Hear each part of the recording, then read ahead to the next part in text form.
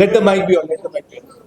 Good evening, everybody. Thank you for coming. It's been raining, but so kind of you that you all could come. And I'm sorry I've got late because of the rains.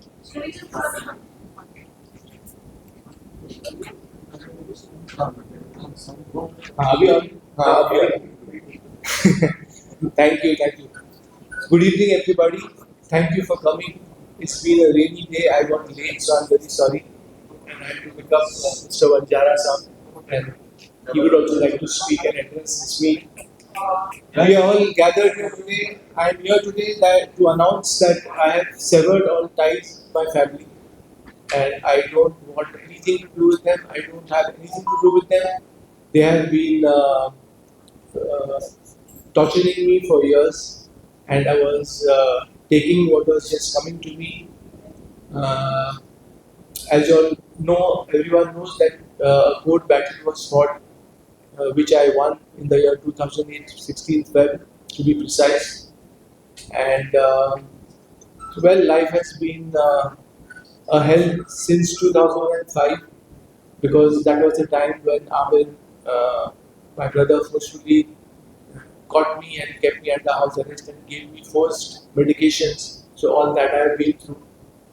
Well, I will At Cozy Home. at Cozy Nursing Clinic. I was caught and put over there for 19 days. Anyway, the details Vanjara Saab will share with you. This is Mr. Vanjara Saab. He is my lawyer and my father's friend and advocate. Mr. Vanjara Saab will. I was looking after that case right from 2008, and being a father friend, he requested me to appear in that case and fight for the custody, because Amir Khan Saab, Amir was asking his custody, and we were fighting that case for practically about 12 years. 12 years. Sorry, 5 months. 5 months. 5 months. 5 months. 5 months. Mic. And then finally the custody was given to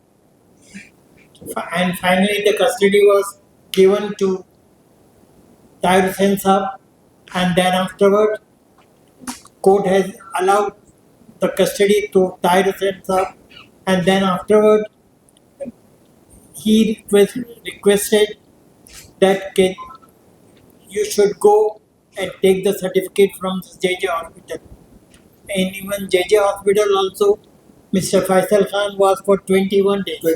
21 days. Around 21 days. And thereafter, from JJ hospital also, the clean sheet has been given, and that he is not suffering from schizophrenia. That is the only thing was there, and that was their case only. That he is mad, he is not keeping well, and that's why he has been locked up in Cozy Home for a long time. Cozy Nursing. Cozy Nursing Home. That was the But इससे पहले Dr. Harish Shetty. हाँ बजारा साहब इससे पहले जो हुआ था, जो मुझे आमिर ने फोर्सफुली लेके गया था। मेडिकेशंस दिए 2005 में। 2005 जब आपके आने से पहले नहीं। Yes. आप तो 2008 में अब्बाजान के साथ आए थे। Yes. कोर्ट में, तो वो आपने लेकिन उससे पहले जो मेरे साथ हुआ था, मेरा जो फैमिली ने गलत मेडिकेशन दिया, मुझे टॉर्चर किया, कोजी नर्सिंग होम में बंद किया, डॉक्टर हरीश शेट्टी ने वहाँ मुझे एग्जामिन किया, और उनका पहला लाइन था डॉक्टर हरीश शेट्टी का कि इसकी गुर्मी निकालनी है। नाउ गुर्मी is a Marathi slang, and that means के doctor Harish Shetty wanted to remove my pride, remove my ego, and मुझे शॉक हुआ कि कोई डॉक्टर ऐसा बोल सकता है। And from then on I knew कि मेरे साथ बहुत गलत होने वाला है। और मेरी बहन निखत हेगड़े, संतोष हेगड़े और मेरे अंकल इम्तियाज उस वक्त वहाँ डॉक्टर के सामने थे, लेकिन उन्होंने कुछ कहा नहीं। डॉक्टर को क्या वैसे कैसे बात कर सकते हो। और फर्स्ट ऑफ ऑल आमिर ने भी आके मुझे गलत तरीके से पकड़ा, और पुलिस के साथ आए थे आमिर 2005 में मेरे घर पे, जो उनका ही घर है असल में, बेला विस्टा में। और उन्होंने मुझे धमकी दी कि अगर तुम नहीं चलोगे साइकेट्रिस्ट के पास, तो तुमको दूसरे रूम में डॉक्टर है, वो तुम्हें इंजेक्शन देगा, तुम्हें अनकॉन्शियस करेगा और तुमको ज़बरदस्ती लेके जाया जाएगा मेंटल इवैल्यूएशन कराने के लिए। तो मैं तो शॉक में भी था और मैंने आमिर को उस वक्त बोला कि ये सब करने की क्या ज़रूरत थी, अगर तुमको मेंटल इवैल्यूएशन करना ही था तो मुझे ऐसे ही बोल देते, मैं तो तैयार था। और मैं उस वक्त उनके साथ चला गया कोजी नर्सिंग होम में। वहाँ उन्होंने मेरा फ़ोन भी ले लिया, मेरे अंकल इम्तियाज़ ने मेरा फ़ोन ले लिया और मैं बिल्कुल लाचार था, हेल्पलेस था और उनकी मर्जी पे था आमिर खान फैमिली के। और फिर डॉक्टर ने जब ऐसी बात की तो मुझे मालूम पड़ गया कि मेरे साथ बहुत गलत होने वाला है और मुझे हर चीज़ सहनी पड़ेगी। लेकिन उस दिन भी मैंने उन लोगों को कहा था कि मैं एक चीटी हूँ। मेरे सिस्टर निखत और संतोष हेगड़े को मैंने कहा था कि मैं चीटी हूँ इस वक्त, लेकिन एक दिन आएगा जब चीटी भी हाथी को मार गिराएगी और शायद वो दिन आज आ गया है। मैं सबके सामने ये कहना चाहूँगा कि मेरे साथ बहुत गलत हुआ और मैंने बहुत सहा उनकी और उनके टॉर्चर को सहा मैंने। बहुत ट्रॉमेटिक टाइम था मेरे लिए। तो ये 2005 में मुझे पहले कोची नर्सिंग होम में बंद किया गया, जबरदस्ती दवाएं दी थी गलत सलत। और फिर आमिर 19 दिन के बाद मुझे आमिर के घर में कैद कर दिया गया, जहाँ रूम के बाहर बॉडीगार्ड्स रहते थे और मुझे जबरदस्ती दवाएं दी जाती थी। और जब मैंने कोची नर्सिंग होम में भी कहा था कि मुझे दवाइयाँ की जरूरत नहीं है, तब भी मुझे फोर्सफुल मेडिकेशन दिया। एक ड्रग का नाम है सेरेनेस, जो उसका टेस्ट भी नहीं आता है और वो कलरलेस भी रहती है, वाटर के कलर की रहती है। तो वो बॉडीगार्ड सब लोग मुझे वो दवाई देते थे पानी में इंजेक्शन के थ्रू, बॉटल में डालते थे और मुझे पानी और खाना तो खाने था जिंदा रहने के लिए। तो जब मुझे एहसास हुआ कि मैं 20-20 घंटे सो रहा हूँ तो मैंने मेरे सिस्टर को बुला के कहा कि मुझे पता है कि तुम लोग मुझे दवाइयाँ दे रहे हो चुपचाप, तो मैं ये ओवरडोज हो सकता है and I can lose my life, मैं अपनी जान खो सकता हूँ। तब मैंने डॉक्टर से रिक्वेस्ट किया और डॉक्टर को रिक्वेस्ट किया कि मैं जो आप लोग दवा मुझे फोर्सफुली दे रहे हो मैं उसको लेने के लिए तैयार हूँ, क्योंकि मैं नहीं चाहता था कि मुझे ओवरडोज हो जिससे मेरी जान को खतरा था। तो ये सब टॉर्चर हुआ। फिर आमिर के घर में मुझे 1 साल बंद किया गया ज़बरदस्ती और दवाएं तभी भी चालू थी। तो फिर मेरा वजन भी बढ़ते जा रहा था, 103 किलो हो गया था। और फिर 1 साल के बाद मैंने आमिर को कहा कि आपने कहा था कि 1 साल के लिए आप लोग ने कहा था कि आप लोग मुझे कैद करेंगे। तो अब 1 साल हो गया है, 2006 का वक्त था और मैंने बोला कि मुझे फिर से जो आपका दूसरा घर है जहाँ मैं रहता था, जहाँ आप लोग ने मुझे फोर्सफुली पिकअप किया था बेला विस्टा में, वहाँ भेजा जाए। तो आमिर ने मुझे अलाउ किया कि मैं वहाँ जा सकता हूँ। उन्होंने कहा क्योंकि 1 साल में मैंने कुछ ऐसी उनको मौका ही नहीं दिया था कुछ मेरे अगेंस्ट कहने का करने का। तो 1 साल के बाद मुझे घर जाने दिया वापस। और फिर 2007 में फिर सब ठीक चल रहा था। मैं कुछ गोल्ड फार्म स्टार्ट करने की कोशिश कर रहा था और उसके यहाँ अहमदनगर में एक मैंने ज़मीन भी देखी थी और वहाँ गोल्ड फार्म स्टार्ट करने की मैं कोशिश कर रहा था और कुछ लोगों को मिल रहा था उसके लिए। तो वो सब काम चल रहा था। सडनली आमिर ने मुझे 2007 में बुला के दोपहर को डॉक्टर हरीश शेट्टी और आमिर ने कहा कि तुमको कल जाना है अपनी सिग्नेटरी राइट्स देना। अब सिग्नेटरी राइट्स वो होता है कि आपका पूरा हक एक इंसान का छीन लिया जाता है और आपको कोई पावर नहीं रहता है साइन करने का और आपका अस्तित्व बिल्कुल शून्य हो जाता है, जीरो। मतलब आप एक आदमी हैं, आप जी रहे हैं, लेकिन आप कुछ कामकाज नहीं कर सकते, कोई चेक साइन नहीं कर सकते, कोई अग्रीमेंट साइन नहीं कर सकते। तो मुझे जब ये पता चला मैं उनको तो हाँ बोल रहा था कि मैं जाऊँगा और डॉक्टर और जज के सामने बोलूँगा कि I M incapable of taking my decisions. Aamir ने कहा था ऐसे बोलना है तुमको जाके जज के सामने कि मैं अपने फैसले खुद ले नहीं सकता और मुझे एक गार्डियन की ज़रूरत है। तो उस वक्त मैं हाँ बोल रहा था उनको कि हरीश शेट्टी को और आमिर को कि हाँ मैं जाऊँगा और ये सब करूँगा। लेकिन मेरे दिमाग में चल रहा था कि मैं अपने आप को अब कैसे बचाऊँ और इस चक्रव्यूह से कैसे निकल पाऊँ। और तब मैंने फैसला किया घर जाकर कि मैं घर छोड़ दूंगा और मैं घर से निकल गया, क्योंकि अब मुझे पता चल गया था कि मेरी फैमिली को मुझे टेक आउट करना पड़ेगा, मेरी फैमिली मेरे खिलाफ है और मुझे अपनी फैमिली के सामने लड़ना पड़ेगा, खड़ा होना पड़ेगा। और तब मैंने फैसला किया घर छोड़ने का, और मैं अपने दोस्त एक इंस्पेक्टर है मिस्टर सनके, उनको मिला और उनसे मैंने राय ली कि मैं ऐसे ऐसे फंस चुका हूँ, मेरी फैमिली मुझ पर जुल्म कर रही है, और कुछ सारा मामला मैंने बताया। तो मिस्टर संके ने कहा कि आप जाइए और आप एक गवर्नमेंट हॉस्पिटल में अपने आप को इवैल्यूएशन कराइए। अब संके ने कहा आप तैयार हैं कराने के लिए? तो मैंने कहा हाँ बिल्कुल, अगर मैं बिल्कुल कराऊंगा इवैल्यूएशन करके, क्योंकि अगर मैं सच में पागल हूँ तो मुझे फैमिली के पास जाना चाहिए और फिर मैं जाऊँगा।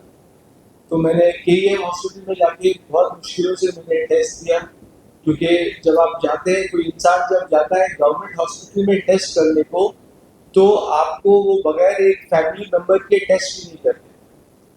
तो फिर मैं फंस गया फिर से, क्योंकि कोई सब फैमिली मेंबर्स मेरे खिलाफ थे।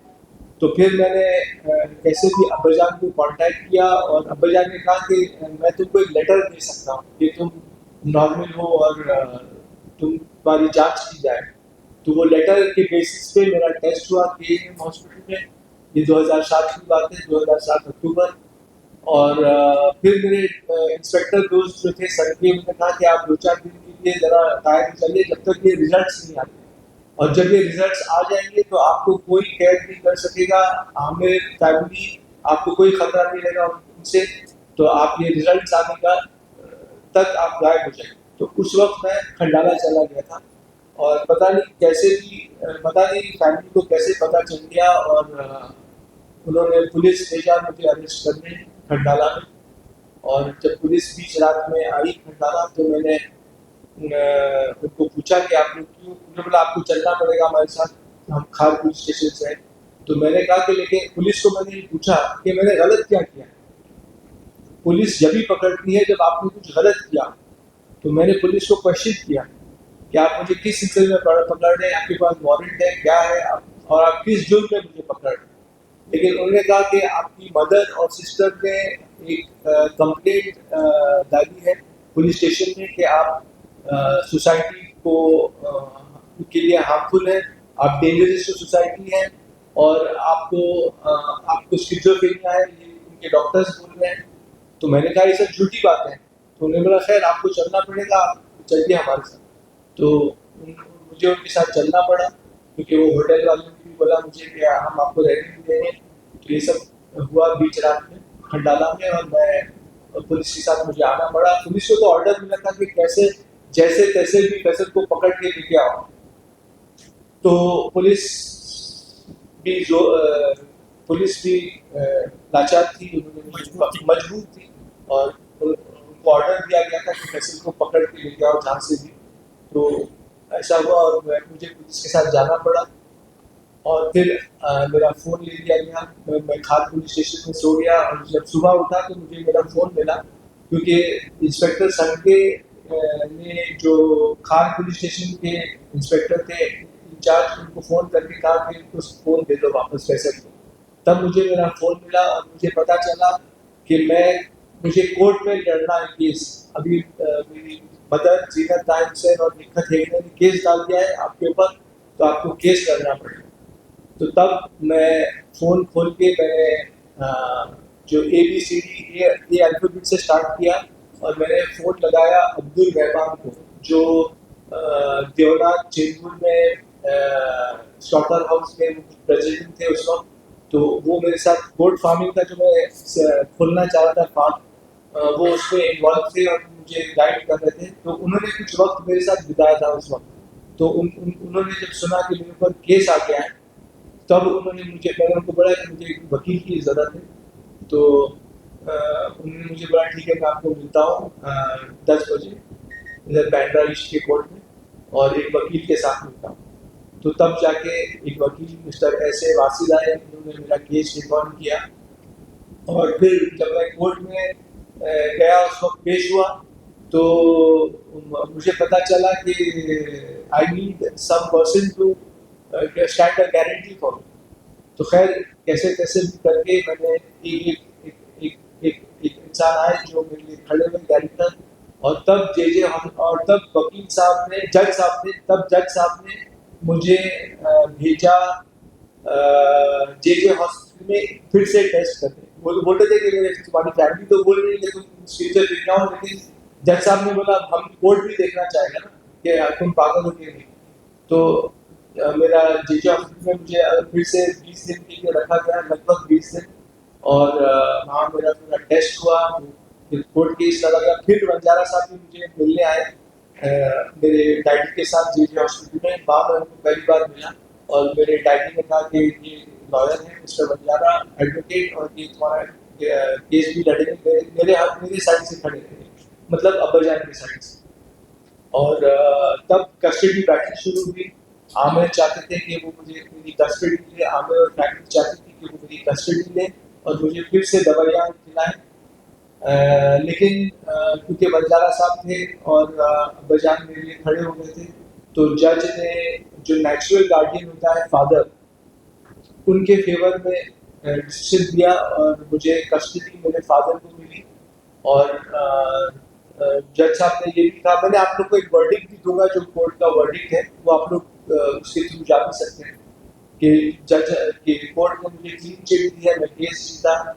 और जज साहब ने मुझे एक तो टेस्ट कराया जीजे ने, और फिर मुझे कुछ कंडीशंस रखी थी कि मैं रोज जाके पुलिस स्टेशन में हाजिरी दूं, और जो भी जज साहब ने कहा था मैं पूरा उसके ऊपर मुकम्मल उतरा और मैं सब करते गया। और फिर जब अब्बाजान के ऊपर प्रेशर पड़ा मॉनिटरिंग, तो अब्बाजान ने भी मेरा साथ छोड़ दिया और उनका पैसा पानी बंद किया गया फैमिली के थ्रू।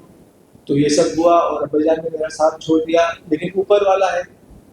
तो जज साहब ने बोला कि मैं आमिर को कस्टडी नहीं दूंगा, मैं फैसल को छोड़ दूंगा टू लिव अ लाइफ।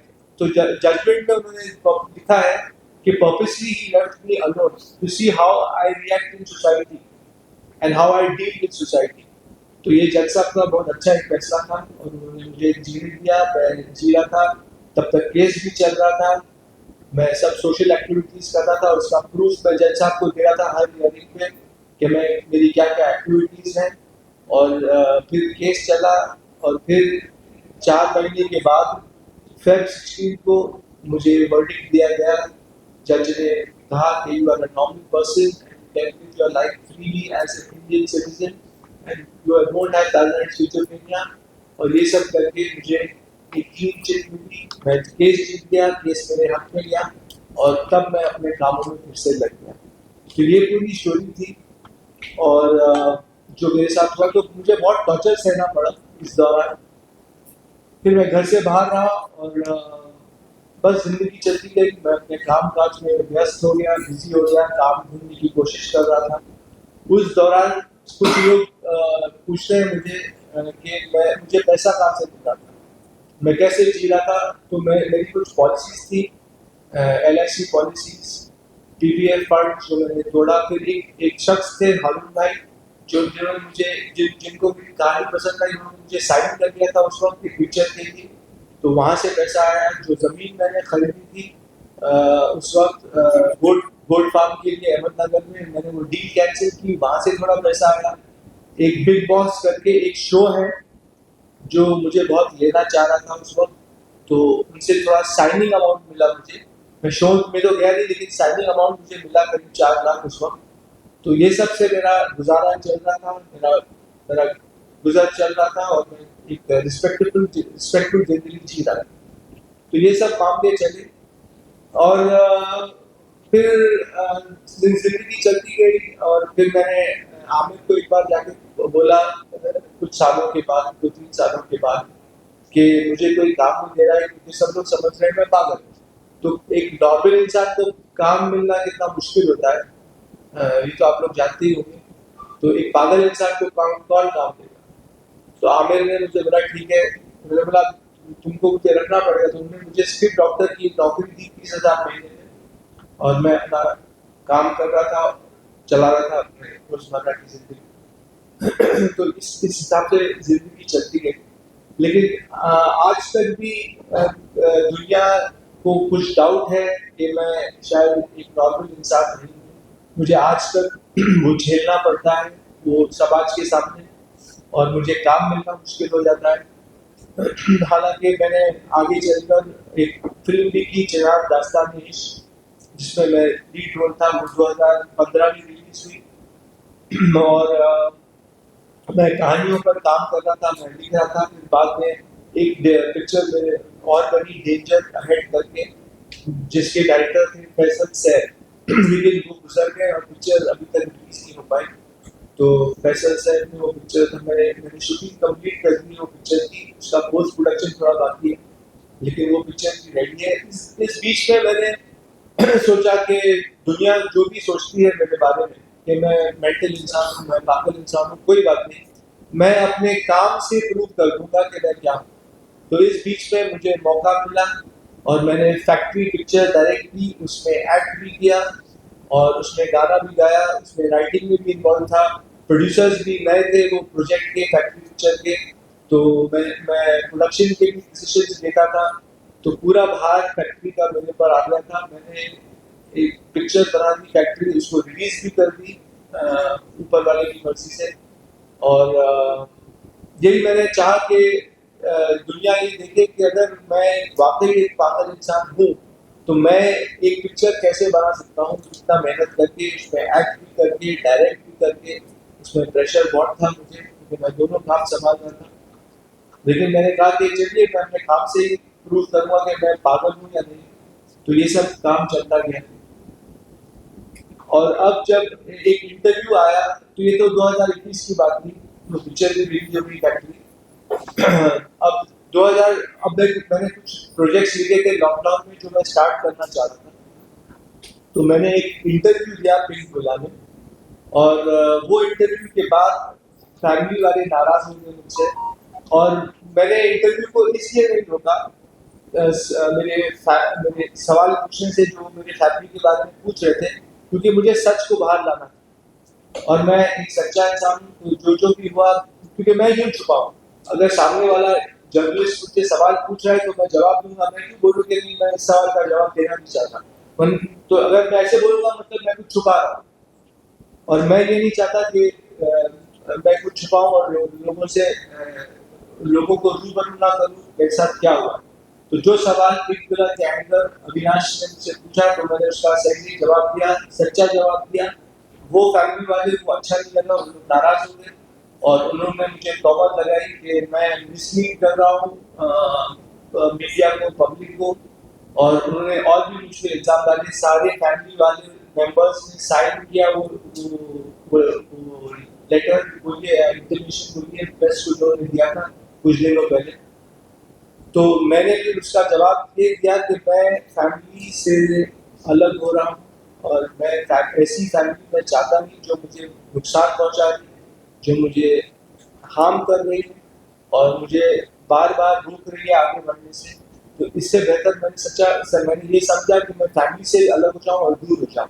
तो इसलिए मैंने पब्लिक नोटिस जारी की न्यूज़पेपर्स में, जिसमें ये कहा है कि मैं अपने फैमिली से दूर हो रहा हूँ, अलग हो रहा हूँ, और मैं अपना फ्रीडम फ्री जिंदगी बगैर किसी प्रेशर के मैं जीना चाहता हूँ। तो ये पूरा हुआ है, और इसमें मैं अपना हक, अपना पहलू सामने रख रहा हूँ आप लोग के सामने, मीडिया के सामने, ताकि दुनिया को पता चले कि मेरे साथ क्या क्या हुआ, क्या क्या गलत हुआ। तो that is all I would like to say. उससे पहले वो जो आपने थायराइड साहब का जो बीमारी हुई थी और हॉस्पिटल में, आप बताइए। Before that Mr. Tahir Hussain was in Leelavati Hospital. He asked me, Mr. Banjara, I want that Mr. Santosh Hegde and other person, that is Nikat, should not come to me in the hospital.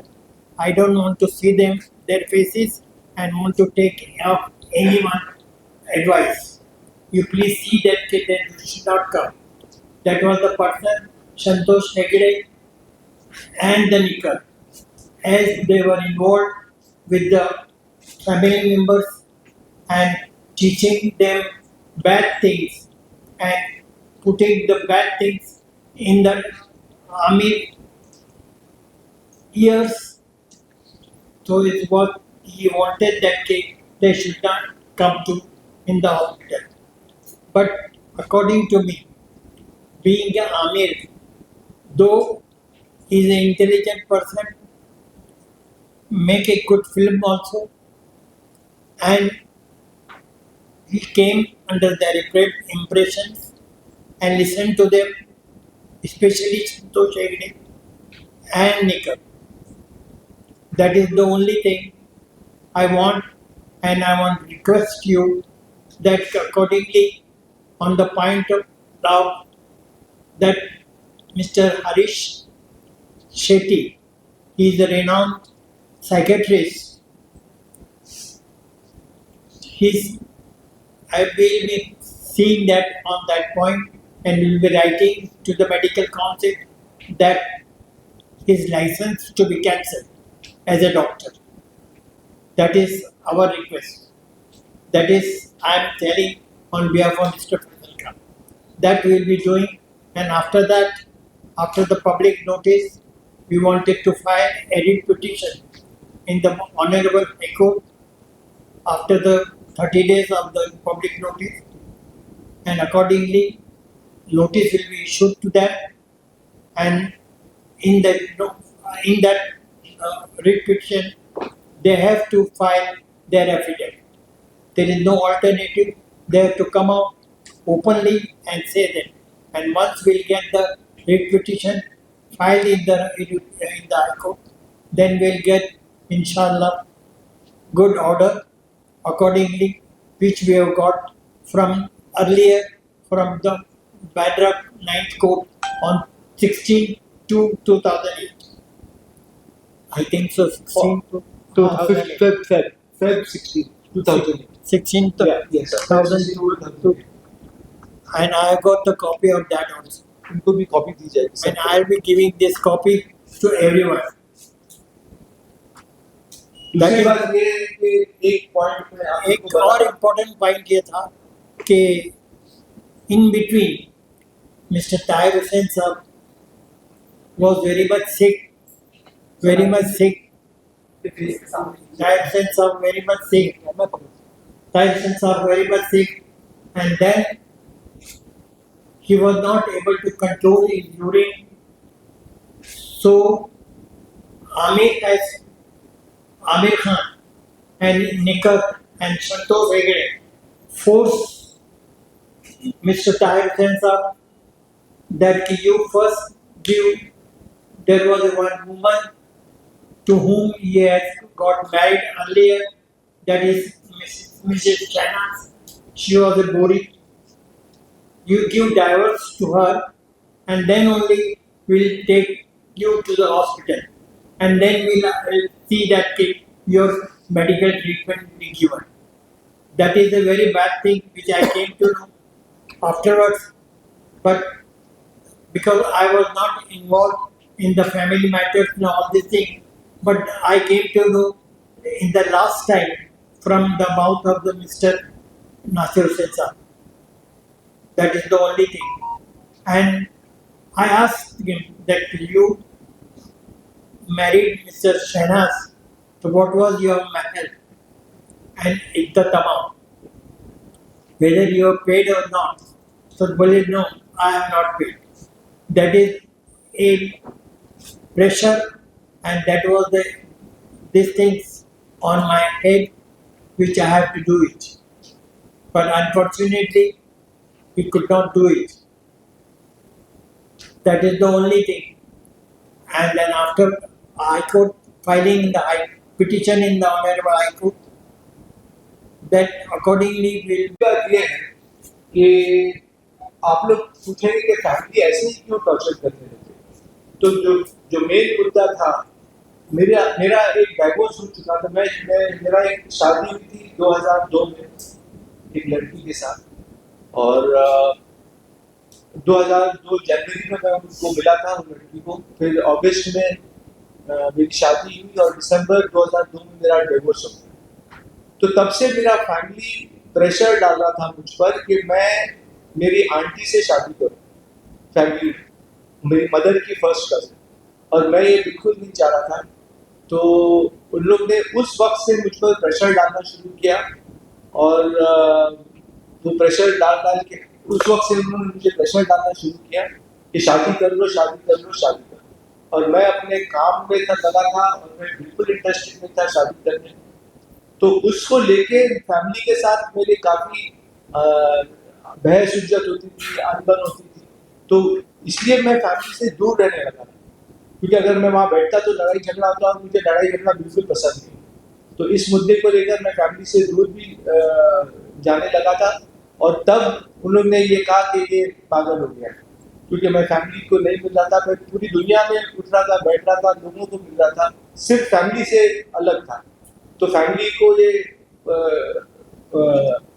गुस्सा आ गया कि, और mother को गुस्सा आ गया कि वो मैं उनकी मेरी आंटी से मैं शादी नहीं कर रहा। तो ये भी एक बहुत बड़ा मुद्दा था, जिससे शुरुआत होनी। Now, I think I've covered everything. We are open for Q&A. We will सवाल पूछें।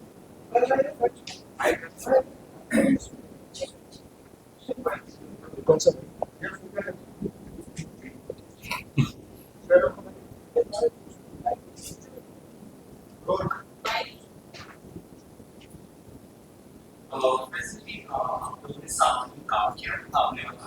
जी, उस वक्त क्या सोसाइटी था और क्या उसके बाद से चीजें गड़बड़ हुई है? क्या आपको ये रीजन कुछ ये इसके अलावा नहीं, इसके अलावा भी रीजन हो सकता है कि आमिर ने, जब मेरी पहली पिक्चर मनोज बन गई थी तो 1992 में शूटिंग शुरू हुई थी, अब्बाजान ने वो प्रोड्यूस किया था मेरे लिए, डैडी ने।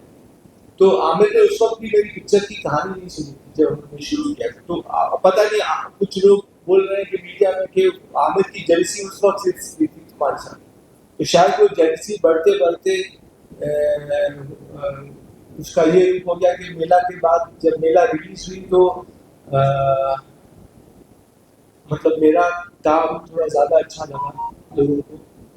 तो ये लोग मुझे कहते हैं आज तक कि तुमने ज़्यादा अच्छा, तुमने बेस्ट काम कर दिया मेला में। तो शायद आमिर को और भी जेलसी बढ़ गई होगी, क्योंकि मेला के परफॉर्मेंस के बाद ही आमिर ने मुझे बोला कि फैसल तुम्हें एक्टिंग नहीं आती, तुमको एक्टिंग छोड़ देनी चाहिए। तो ही was not encouraging at that time. तो maybe what I've heard that he was jealous and he was कुछ सिबलिंग राइवलरी रही होगी, जिसकी वजह से उन्होंने ये कदम उठाया। And could be possible, yes.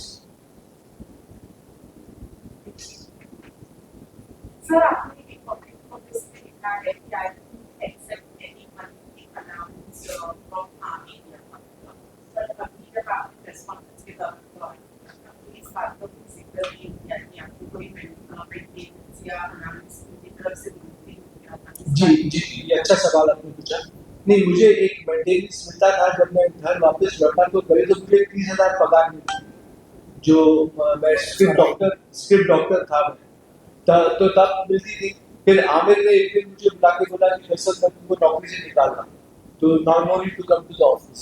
तो maybe he felt I was not working hard enough और व्हाटएवर, तो शायद कदम उठाया। तो अब मेरे पास पैसा कहाँ से है, क्योंकि दुनिया तो अभी तक मुझे पागल समझती है, तो कौन काम देगा। तो फिर मैंने आमिर से बहस की एक दिन, और मैंने बोला कि monthly sustain still I don't stand on my 2 feet, because तुम्हारी वजह से मैं पागल करार किया गया हूँ। तो उन्होंने अग्री किया और उन्होंने बोला कि ठीक है, मैं मंथली तुमको अलाउंस दूंगा। तो वो अलाउंस तय हुआ तो मुझे मिलता था। तो अब जब मैंने घर छोड़ दिया, जब मैंने पब्लिक नोटिस जाहिर की, तो मैंने ये फैसला किया है कि ना मैं उनके घर में रहूँगा और ना मैं उनसे मंथली मनी लूँगा। जो है ऊपर वाला देगा। मैं मेहनत करूँगा, मैं अपना जो भी मैंने सीखा है फिल्म लाइन में, मैं एक पिक्चर डायरेक्ट भी कर चुका हूँ, तो मैं डायरेक्शन की तरफ जा रहा हूँ। और मैंने एक नए प्रोजेक्ट में भी काम किया है, कुछ एक्टर्स को भी हम लोग ने सुनाए हैं, बाकी जो अभी मतलब 14 एक्टर्स हमारे राशि भी हो गए। तो मैं अपना खुद मेहनत करूँगा, और अगर ऊपर वाला चाहेगा तो मैं पिक्चर भी डायरेक्ट करूँगा और एक्टिंग भी कर सकता हूँ। कुछ रोल्स ऑफर होंगे तो I am open to everything. एक और पॉइंट तो अभी मैं पैसा नहीं लूंगा आपसे, ना उनके घर में रहूंगा। एक और पॉइंट था कि आपने कहा कि बिग बॉस का साइनिंग अमाउंट मिला था जी। एंड वी ऑल नो कि Aamir and Salman in good terms, तो क्या वजह थी कि साइनिंग अमाउंट मिलने के बाद भी आप बिग बॉस हाउस में? हाँ, तो उस वक्त भी बिग बॉस का जो मुझे मिला था साइनिंग अमाउंट, सडनली मुझे निकाल दिया गया वहां से।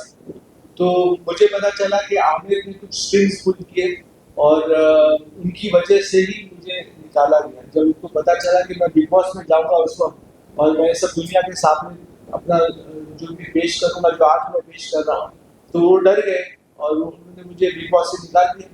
तो only he could have used his full and power to remove me from Bigg Boss, वरना मैं वो शो भी करता।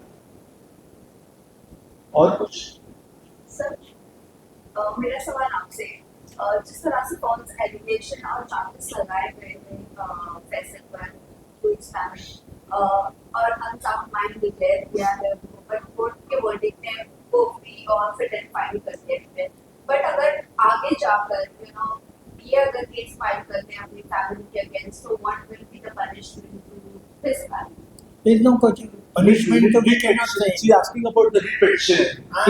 What is the consequences of the writ petition? Consequences, yes. Consequences of the writ. That will be filing in the writ petition in the Honorable Court, and they have to file their reply after notice to them. And that is the only thing. Then we'll come to know that what is the reply coming.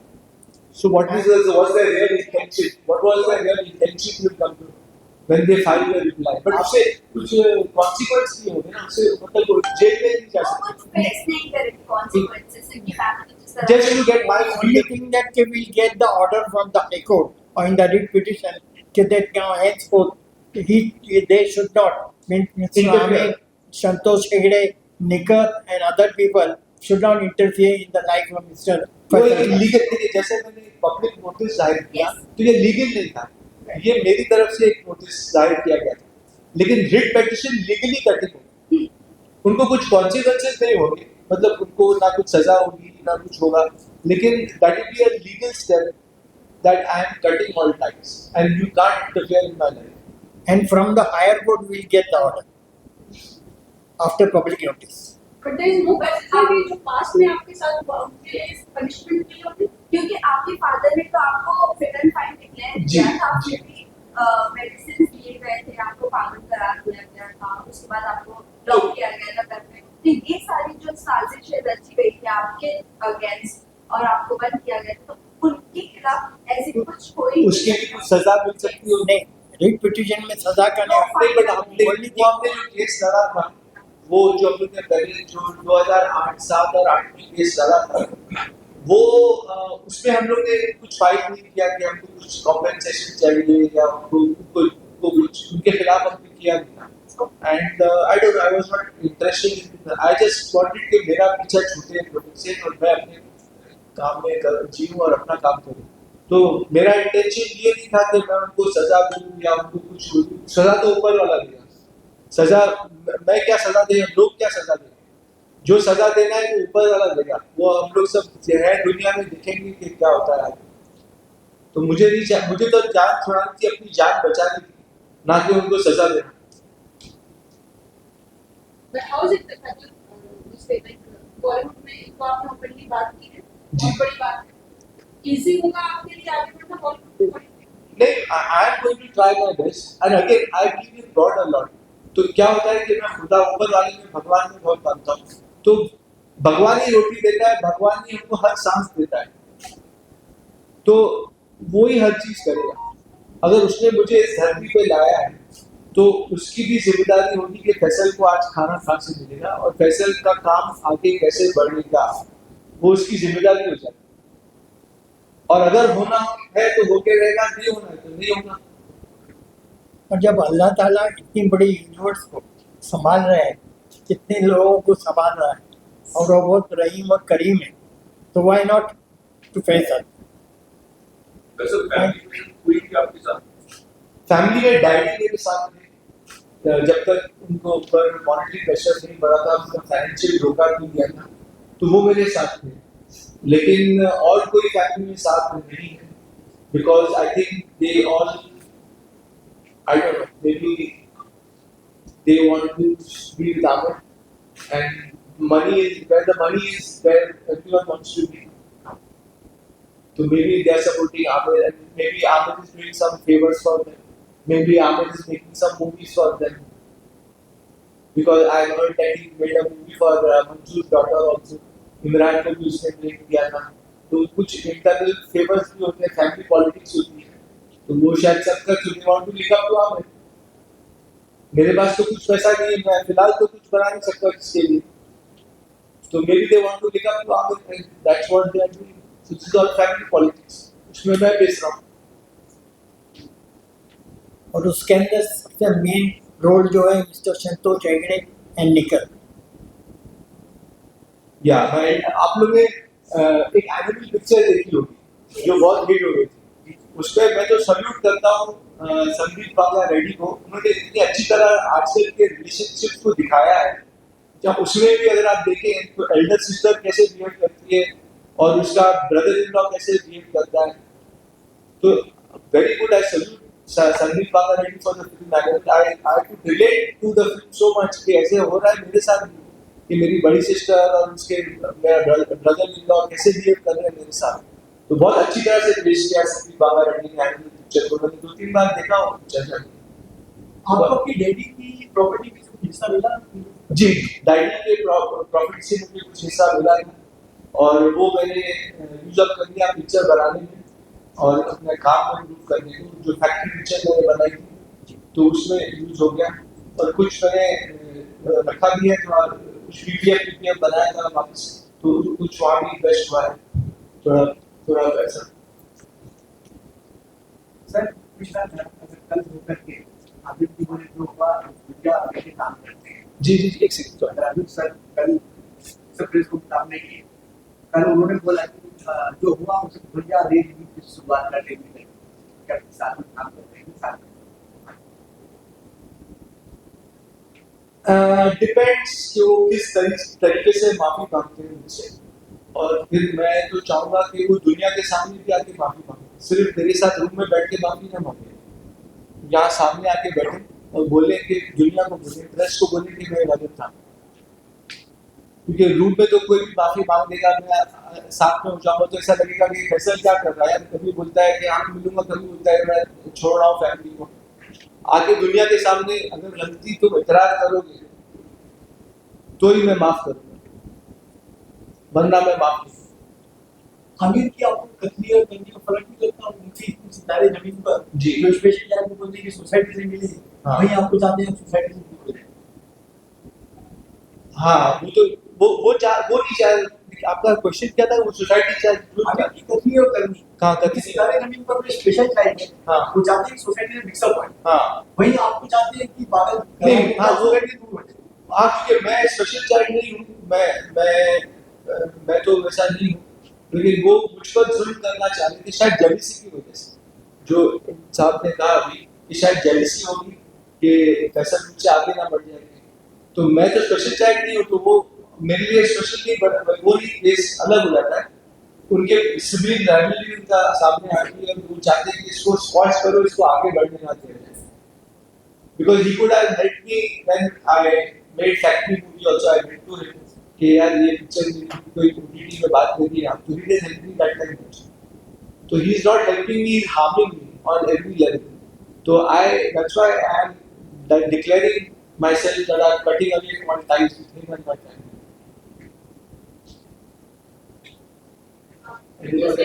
और एक और बात मैं कहना चाहूँगा कि जब factory से मैं नाराज हुआ था तो मैंने एक लेटर लिखा था.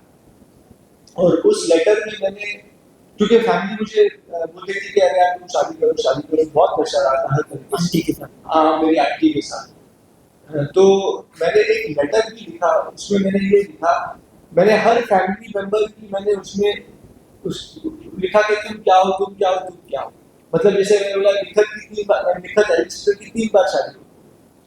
आमिर का शादी हुआ था डिवोर्स हो गया मीना के साथ, और फिर उनका रिलेशन था जसिका हाइंस के साथ, जिसका उनका लीगल बच्चा भी आउट ऑफ वेडलॉक. तो वो सब मैंने लेटर में लिखा था. किरण के साथ भी वो लिविंग इन दैट टाइम. फिर my father had got married twice. फिर my cousin sister had got married twice and divorced and married and divorced and married. तो मैं बोला था यार तुम लोग मुझे क्या सलाह दे रहे हो? मतलब let me live my life how I want. तो उस लेटर में मैंने काफी उनको सुना भी दिया, थोड़ा abusive language भी यूज कर दिया क्योंकि मैं मुझसे तो वो भी उनको बुरा लग गया उनसे कि ये तो अपना सच्चाई बोल रहा है अपने सामने, सच्चाई बहुत कड़वी होती है तो वो फेस नहीं कर पाए। तो ये सब लेटर में मैंने लिख दिया तो उन लोगों का गुस्सा बढ़ गया, इसके लड़ाई झगड़ी बनाया छोड़ो देते। तो अब वो प्रेशर डाल के बोला कि पागल हो गया, इसको पागल घोषित कर दो। तो ये सब फैमिली पॉलिटिक्स की वजह से ये सब हुआ। तो I think I have been quite a bit of explanation. और कोई सवाल है? वैसे इतना कुछ आप इल्जाम लगा नहीं सही क्यों नहीं, सही नहीं, इल्जाम नहीं। What is the fact? क्योंकि कोर्ट का हमें वो वर्डिक्ट मिला, हम इल्जाम नहीं लगा रहे, ये हुआ है। अभी हाल फिलहाल में हमने ये देखा कि आमिर खान ने उनके टीवी पर स्टेटमेंट आया था जी, उसके बाद आप लीगली जा रहे हैं? नहीं जो स्टेटमेंट आया था उसके बाद ही तो मेरा स्टेटमेंट आया कि मैं पब्लिक नोटिस दिया कि I am cutting all ties, I don't want to be with liars and all that. तो they are liars and they are misleading the press and the public. So I am cutting out all ties because they give a wrong reaction that I was lying. So I do not mix with hypocrites and liars, and that's why I gave the public notice that I want to cut all ties with the family. And मेरा verdict भी आप लोग पढ़ लेगा क्या है? Public notice के बाद आपके खाते से किसी का कॉल आया? आज मेरी बहन का फोन बहुत आ रहा था, फरक था, because I was holding a press conference. I got the or on my phone I can show you how many times she's called me. So why was I scared that I should not come and speak my mind out and my heart out? अगर तुम लोग में दम है तो तुम लोग भी प्रूफ करो। अगर तुम बोलते हो कि फैसल पागल है तो प्रूफ करो, खाली बोलो मत कि ऐसा हुआ, ऐसा करता था, वो करता था, प्रूफ लाओ। Because and then वो प्रूफ उन्होंने कोर्ट के टाइम में नहीं पेश किया। कोर्ट केस जब चल रहा था तब प्रूफ देना चाहिए था। अभी वो लोग जाके कुछ भी बोल सकते हैं कि अरे फैसल ऐसा था, ऐसा करता था, ये करता था, तो कोर्ट में पेश करो ना। At the time that when the case was going on in Ninth Court Bandra, which finished on 16th of February 2008, in that also that they have not said anything. Nothing. So they will be fabricating. If they say anything, they will be fabricating stories. So let them fabricate. Then I will also answer. Okay. Oh yeah, yeah. I think everyone has got the answers and everyone has asked their questions. जी, आपने मेला picture में बहुत अच्छा काम किया था, तारीफ भी सब बोला। जी। आपको दूसरे किसी निर्माता या निर्देशक ने कभी कोई ऑफर किया काम करने के लिए? जी, मैंने जब मेरा पिक्चर रिलीज हुई और मेरा काम लोगों को पसंद आया तो मैंने बहुत कोशिश की, प्रोड्यूसर्स के पास गया, सबको मिला कि मुझे कुछ काम मिले, लेकिन किसी ने काम दिया नहीं।